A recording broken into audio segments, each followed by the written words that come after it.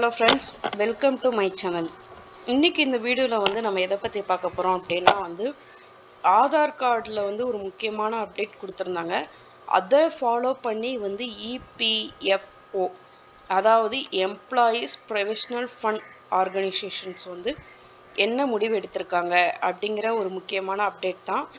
Aadhaar card வந்து அது கொடுத்த என்ன அப்டேட்டு என்ன, அதனால இவங்க ஏன் அந்த அப்டேட் கொடுத்துருக்காங்க அப்படிங்கிறத தான் இந்த வீடியோவில் பார்க்க போகிறோம். வாங்க வீடியோக்குள்ளே போய் பார்க்கலாம்.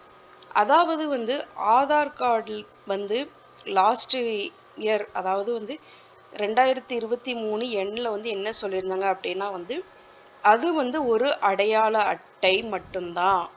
அது வந்து எதுக்கும் அதாவது ப்ரூஃபாக நீங்கள் சப்மிட் பண்ண முடியாது அப்படின்னு சொல்லியிருந்தாங்க.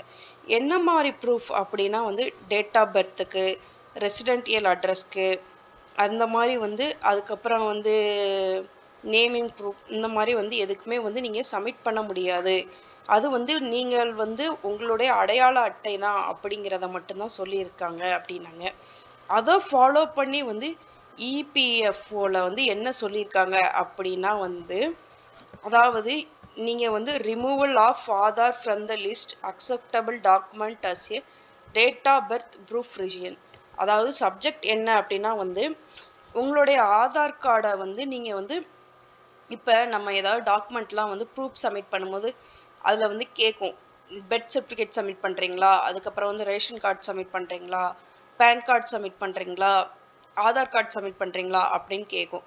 அதே மாதிரி உங்களுடைய இபிஎஃப் அக்கௌண்ட்டில் வந்து என்ன கேட்கும் அப்படின்னா வந்து டேட் ஆஃப் பர்த் ப்ரூஃப் சப்மிஷனுக்கு வந்து ஆதார் கார்டும் ஒரு லிஸ்ட்டில் இருந்திருக்கு. ஸோ ஆதார் கார்டும் நீங்கள் வந்து டேட் ஆஃப் பர்த் சப்மிஷனுக்கு வந்து நீங்கள் யூஸ் பண்ணிக்கலாம் அப்படிங்கிற மாதிரி இருந்தது.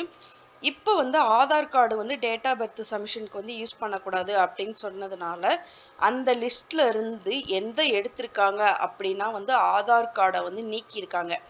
இனிமேல் வந்து நீங்கள் அப்ளை பண்ணுற, ரிஜிஸ்டர் பண்ணுற எல்லாருமே வந்து டேட் ஆஃப் பர்த் ப்ரூஃப் சப்மிஷனுக்கு வந்து நீங்கள் கண்டிப்பாக வந்து ஆதார் கார்டு கொடுக்கக்கூடாது அப்படின்னு சொல்லியிருக்காங்க. நீங்கள் அதுக்கு வந்து அல்டர்னேட்டிவாக வேறு ப்ரூஃப் தான் நீங்கள் சப்மிட் பண்ணணும் அப்படின்னு சொல்லியிருக்காங்க.